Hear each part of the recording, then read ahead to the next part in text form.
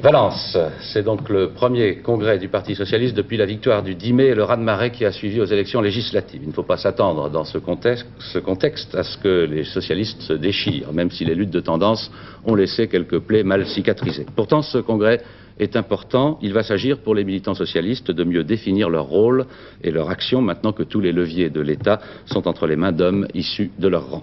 Sur place, à Valence, l'un de nos envoyés spéciaux, Philippe Arroir. On attendait 5000 personnes ce matin à l'ouverture du congrès, c'est dire l'effervescence qui agitait encore les organisateurs à l'arrivée des délégués. Pour la première fois, le Parti socialiste, devenu parti de gouvernement, situation inédite dans la 5e où le chef de l'État est issu d'un parti politique.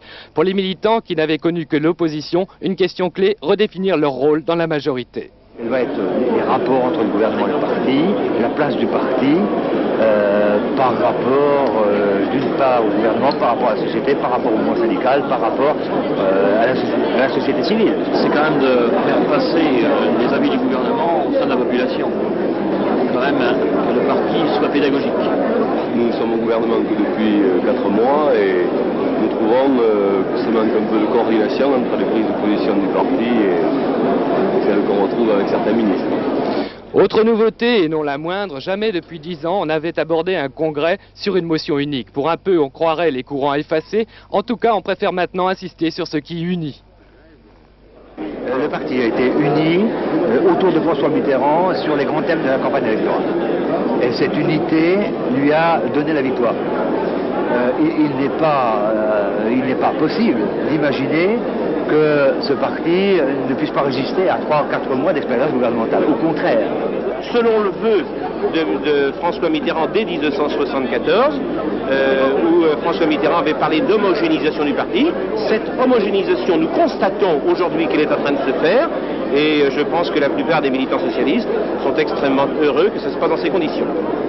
Les tendances n'ont pas disparu, mais moi, personnellement, je souhaite que ça se fasse maintenant et qu'on arrive à véritablement une union pour pouvoir travailler. La sensibilité, c'est la richesse du Parti socialiste, c'est la démocratie. Et c'est ce que beaucoup de personnes ont du mal à croire et à comprendre. C'est très juste. Aussi longtemps qu'on pourra discuter et qu'il y ait différents avis, c'est bien.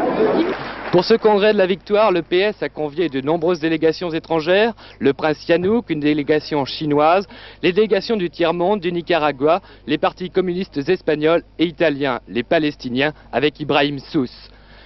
Ce matin, le hasard a fait que la délégation soviétique, conduite au plus haut niveau par Boris Ponomarev du Politburo, se trouvait non loin de la déléguée de la résistance afghane. Parmi les invités français, Alain Krivine de la Ligue communiste, mais aussi Maxime Grémetz qui conduit la délégation du PCF. On n'avait pas vu depuis longtemps un membre du secrétariat du PC à un congrès socialiste. Jusqu'au précédent congrès, pas le dernier, mais le précédent, c'était Charles Peterman qui conduisait la délégation du Parti communiste. Dans le secrétariat, aujourd'hui, nous sommes à nouveau ici. Nous nous en réjouissons.